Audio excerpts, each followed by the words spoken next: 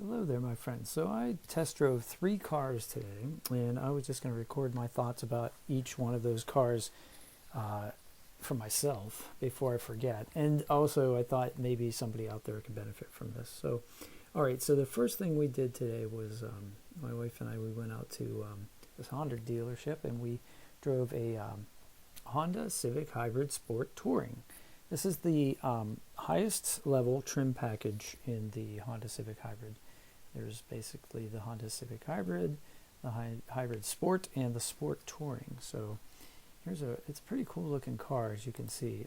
What's cool about it too is there was one thing about the Civics that I didn't like, and that was their tail lights. They have these like tail lights that look like turn signals, basically.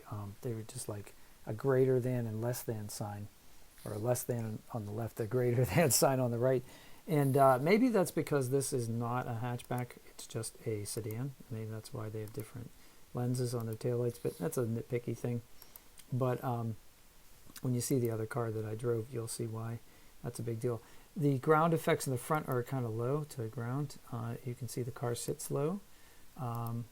It's low to get into. Once I had the seat adjusted, I did not hit my head getting into the car, which is a good thing because that's something that has happened to me.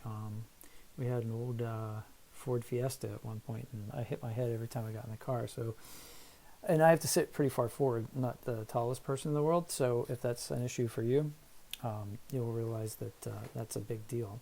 So the nice thing about this car, though, in the Sport Touring, you have electronic adjustments for the seats.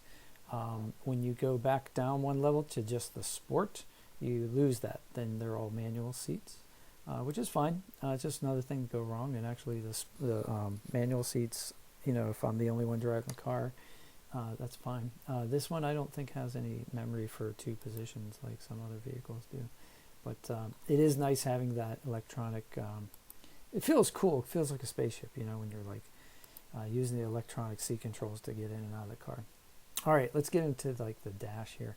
So one of my pet peeves is this cars that have this display kind of put in as an afterthought. It looks like somebody just jammed an iPad into the dashboard. And the Honda definitely has that. I will say though, as I was driving the car, my seat was in a position elevated enough that I could see over top of the iPad looking display. So it was not an issue for me as far as visibility. To me, it just doesn't look good. And in the Sport, as opposed to the Sport Touring, which would save you a couple $1,000, this is a smaller display. I believe it's a 7-inch display in the Sport. It's a 9-inch display in the Touring, which is not the largest display that I've ever seen. Also, you can see with a little bit of a closer look here, the plastics in here felt pretty good. Kind of a fake leather thing going on with the wheel. The drive was very solid. You could feel it was like a pretty heavy car. It sat on the ground, and we had very dry conditions. Beautiful day for driving, and so any car would have been good today. But you could feel that this car, even though it was a front-wheel drive car, would probably be pretty solid, and it was tight. The steering was tight. It felt good. It felt, it drove like a Honda. The seats were very comfortable. It has kind of this leather trim on the outsides of the seats here. I guess you lose that in the Sport as opposed to Sport Touring. But one thing I will say is this part here where the cup holders are, you look at it, it's there in your line of view as the driver and the passenger, and it's very plasticky. It feels like it like when you hit plastic and it's thin and it talks back to you. Like, it just didn't seem very solid. There was a lot of room in the compartment here, storage compartment. Also, one thing I did like a lot about this, the Honda Touring, is I don't know if you can see it here in this picture, but let me go here. Right here, underneath the dash, you can see there's a 12-volt outlet right here, which is perfect for me because I run a dash cam on my car. So I like to just run the cord right down and plug it in right here. Also, for any accessories you need. This input here is for like plugging into the car and getting information to the computer. This one is actually a charger. So you got a USB for info and a USB charger here. And then you got your regular 12 volt thing going on there. So the cool thing about that is they did not hide it in the storage compartment on the armrest in the middle, which the Toyota Corolla does. So yeah, so here you can plug stuff in. There's a charging pad here for your phone, so you can drop that here. Heated seats, not ventilated seats though, just heated seats.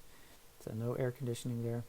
A really nice power sunroof, moonroof, absolutely gorgeous. This is manual, but you know, this part controls that. I didn't actually open that. My wife was in the back seat. She had plenty of room. Yeah, and the shift knob here had like kind of a leather feel to it, so that was kind of cool, the control knob.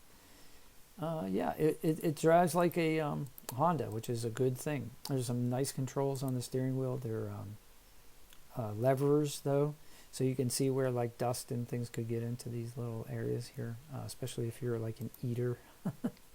Like if you're one of those people that drives and eats.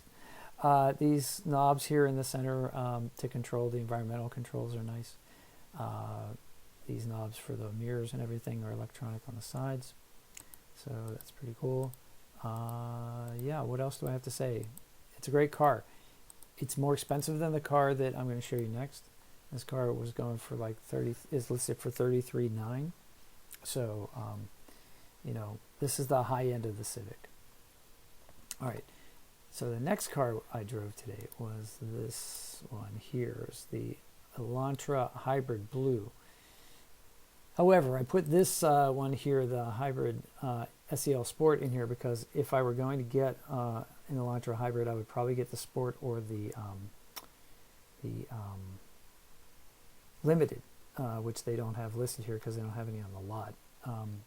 Because of the safety features. So for instance, the Honda has like the safety feature on the Touring where like if somebody runs in front of the car, it's going to stop. That only exists in the Hyundai Elantra in the top level, which is the Limited. And I think it's worth it to save your life and somebody else's life. So anyway, let's go through here. You can see this price. That's a fake price. I think it's this price really is what we're getting for the base level. This is the base level Elantra. And so looking at the tailgate here, look at how cool this tailgate looks. This one thing is very distinctive about the Elantra. It looks like a shark fin almost coming off here. And if you go to the Sport actually has a little tiny like spoiler on there, and it gives it even more of a distinctive look. I think you lose that when you're in the Limited, which is the highest level of that. So this is the one I drove, so I'll show you this one. Nice back seats. I don't think it has the fold down armrest, but it's a 60-40 split. Nice controls for the mirrors on the door. There's a speaker right there, which is pretty cool. Yeah, the interior is, see, we have a Tucson, and so I'm used to the Hyundai interior. So this steering wheel has some pretty cool features on it. It's got a lot of like just to me intuitive controls. Up down volume here, select track over, skip track over here, and then you can program this button. Here's answer calls. There's like lane departure. There's a nice display. You can change the display, get like things like tire pressure and battery life and that sort of thing. The Elantra that we drove has this display here though, which I really am not fond of. It's you know, it's what I will say is it's small. It's comparable in size to the Civic, and it doesn't stick up like a you know, an afterthought. It does kind of tilt a little bit to the side so that it tilts toward the driver so that the driver can see it. And it does have these knobs here. Now, the person who was in the salesperson was like, yeah, they did a survey and said that people like knobs and buttons, and that may be true. I don't mess with the radio a lot when I'm driving, but like, I guess if you're like fiddling around for a knob, that's better than trying to push a blank screen. But if you have any kind of self-control, you don't have to worry about that. When you look in the higher trim, this is what the SEL Sport and the Limited will look like. It's just a beautiful integrated, seamless display here. So you have your gauges here. I forget what this gauge does. Actually, I didn't have that on it was just a blank space here. And then you have your touch screen right here, and you have buttons underneath to control environmental control, seek, skip tracks, things like that. And then there's a navigation button, that sort of thing. Push start, here's your environmental controls here. There are knobs for that. And some switches here, knobs here for the fan. It's pretty intuitive. But it sits into the dash better, right? It's more a part of the dash. And I really like that. Here's a close-up on the knob. You have one knob here for power and volume, I assume, and then, some other things. I didn't play the radio when I was in the car. Yeah, another thing is this center console. So the cup holders are back a little bit, and then there's a armrest compartment here for storage.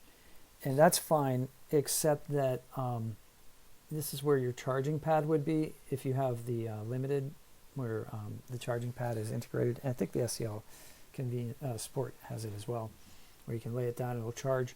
Sometimes those work, sometimes they don't. Right here, there's a little hint of the 12 volt socket to plug in for the dash cam that I use. So that's, again, directly, it's not hidden, it's right there, which is beautiful. There's also 2 USB ports right here. So you can charge your phone really easily here with a cord if you don't get the pad, or if the pad doesn't work, because sometimes they don't work. You have to put your phone on there just right. And also sometimes gets hot. Also, this knob isn't in the way. On the Honda, the knob here was kind of, let me see if I can show you. It kind of obstructed the tray. So like right here, if you're driving, right? Now you're going to be in drive mode here, so it's going to be a little bit out of the way. But if you're like parked and then you like go to grab your phone, it's a little bit awkward. Whereas here, the lever's like more forward, and you can see it's like offset, and there's room under here for you to grab your phone. Again, a little thing, but a nice detail. The only thing I will say about this is that I don't really like the placement of the cup holders as much, because sometimes I like to use my phone for navigation instead of the screen, because Google Maps and Waze and the other apps that I have there are just better, and I don't always know how to integrate them, or if they can be integrated into my main display. So a cup holder, phone holder would have to have a couple arms, like attenuated arms, to like be able to like lean, move the phone forward to a position where the driver would be able to comfortably see it without turning his head. Also, there's this really weird thing in the middle of the console. It's like a bar. I don't know, it's like a grab bar for the passenger. It kind of like divides the passenger compartment from the driver's side compartment. Here you can see a very small section of it right here, but let's see if you can see it. Yeah, this right here, it's like, okay, this is your part of the cockpit, and then the passenger, don't go across this, I guess is what it's trying to say. And I just think that's funny that's there like that. It's in both models, right?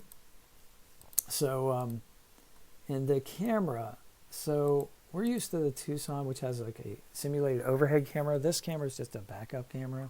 There's like 3 modes, I guess. There's backup, there's right over your tailgate, so you can see how close your back bumper is to somebody else's, and then there's like a kind of a side-ish view, like a more panoramic view, I guess. But yeah, so that's going to take some getting used to, the limited camera. I guess there's but look at this. This is a 10.1 inch display on the SEL and the Limited, which this one has like this tiny little display. So, is it worth a couple $1,000s to upgrade to that, and the leather wrapped steering wheel, and some on the Sport you have these really cool pedals The Civic also has those cool pedals on the Sport Touring. Can you see them there? It has metal pedals. And the Elantra has that on the Sport, but I think you lose those in the Limited. So if you go up to the more deluxe package, you just have soft pedals, not the hard metal ones. So the Elantra is cheaper.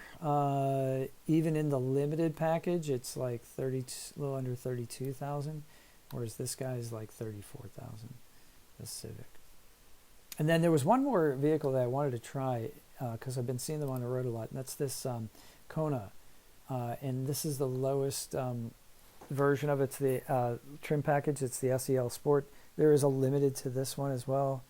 Oh, I'm sorry. This is the second level up. I think there's a base model. This is like the second tier, and then there's a Limited.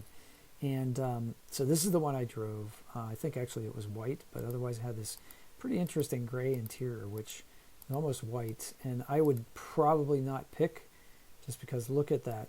Like, can you imagine how many stains and things you're going to see on that? But it was kind of neat. I wanted to drive it to see if it would be distracting because I've seen Teslas and other cars that have white interiors, and I always thought, boy, that would be really weird to drive a car with a white interior. But actually, it wasn't that distracting. I really like this display. It also has this like integrated display, but as you can see, the gauges look different on the Kona. There's a lot more room in it as well. The controls are a little bit different than the Elantra and our Tucson, for that matter. It does have two knobs here and a bunch of buttons, and the environmental controls have these levers, which is kind of cool.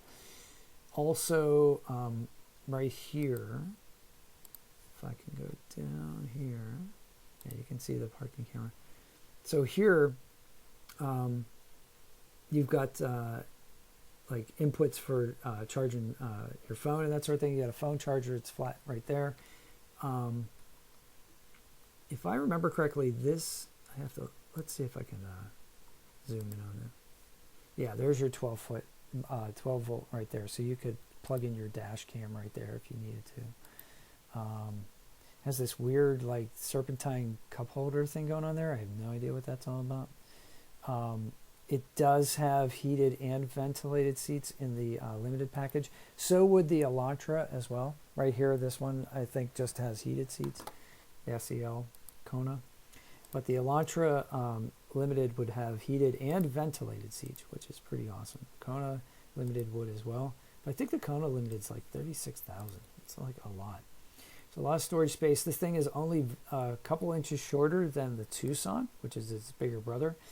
But it has this weird looking like the tires. So the tires look like they're too small for the tire like frame, right? So like, I don't know, for whatever reason, it just looks weird from the outside. I drove it. It drives well. The gas mileage on this is ridiculous compared to the Elantra. So like the gas mileage you get on this thing is like 23 to 25 in the city.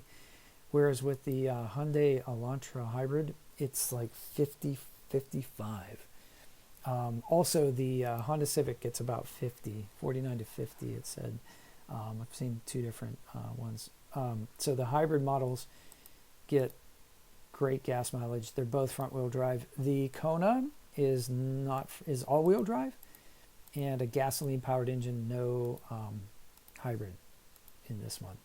So it gets not the best gas mileage. You're getting like half the gas mileage.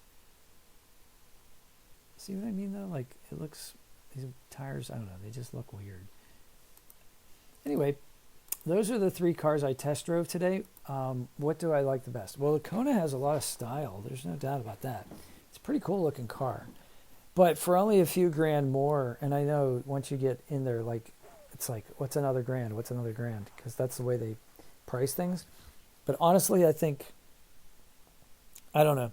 If it was just for milk runs and it was like local, it's a pretty cool, hip, cool looking car. It might be a cool car to put like a wrap on or some advertising on. But for the same price, you can get basically like an Elantra like decked out and with like, cooled seats in the summer and heated seats in the winter, and the collision, package, like the all the safety features and alloy wheels and all this stuff. I think, I don't know, the Elantra is a better value. Certainly the Elantra is the best value. The Civic is a great car. It's just a lot of fun to drive. There's just a couple little like nitpicky details. Like there's no wrong answer here. I think that either car, if I bought it tomorrow, I would be happy. But like this plastic insert thing, there's got to be an aftermarket. I'm going to go online and look and see if there's an aftermarket thing for this, because there's got to be, because I can't be the only one that is annoyed by this. But in the display, I don't know what it is about the display. I guess maybe Honda's like, you should be driving your car, not messing with the display, but like a little bit more styling would be cool, Like even this display is integrated into the dashboard for the Elantra, and for the higher trim levels, it's really nice. It's almost like a wrap, not quite a wraparound display, but it's pretty nice. So yeah, I don't know. I mean, $32,000 probably for the decked out Elantra. $34,000 for the Honda, and $31,000 for the Kona as driven, but for the Kona Limited, which has everything, $36,000. So yeah, I guess I'll leave it up to you guys. You guys tell me in the comments what you think about these things, and if you're listening at all still at this point, thank you everybody. Thank you for 15,200 subscribers. And if you have any questions, let me know. I'll see you all in the next one. But if I had to decide today, probably going with the Elantra. Oh, the warranty too. The Elantra has like crazy warranties, long. All the hybrid parts are guaranteed for 10 years or 100,000 miles, I think it is. The Civic dealer didn't even talk about warranties, so I'm sure they're pretty low. And also, one other thing, all these hybrids, they need room for batteries, so they don't give you a spare tire. You just get a can of Fix-It-Flat, basically. So there's no spare tire for the Honda Civic Hybrid Sport Touring. There's none for the Elantra Hybrid either. And there is for the Kona. And the Kona is all-wheel drive. The Elantra and the Civic are front-wheel drive only. And there are such things as aftermarket spare tires that you can buy for about a little less than $500, which might be worth it. I'd probably look into it. All right. I hope you guys have a great one. And if you have any questions, let me know. I'll make more videos. See you on the next one. Thanks.